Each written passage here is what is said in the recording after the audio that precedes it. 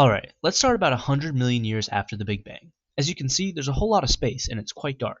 This early in the universe, there's not that many complex structures, but hydrogen atoms already exist in large numbers. And let me tell you, when there's matter, there's gravity. And gravity's going to try to squeeze all these hydrogens as tightly as possible. And since gravitational force is inversely proportional to distance, the closer you get, the stronger the squeeze. Just like Grandma's hugs. Thanks, Grandma.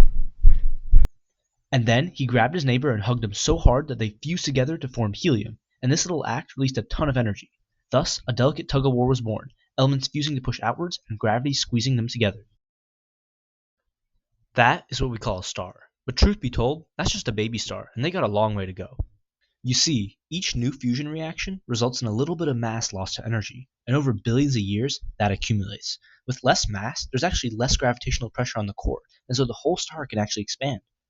This phase is called the red giant phase, and the star increases size 100 to 400 times as much as it was before. At some point, the star gets so big that gravity is too weak to hold the star together, and fusion energy slowly blows away the outside layers, leaving behind just the core. This is called a white dwarf star. These white dwarfs will spend the rest of their very long lives cooling off, and after some time, they'll turn into a black dwarf, just a dark clump of carbon and oxygen floating around in space.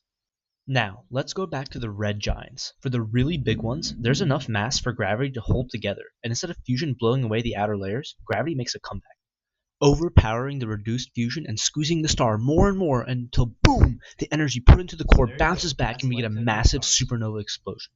Most of the insides get scattered across the galaxy, and if the original star was more than 30 solar masses, the immense mass collapses into a black hole, and if the star was lighter, it compresses into a neutron star, barely held up against gravity by a neutron degeneracy pressure. So there you go, that's the life cycle of stars.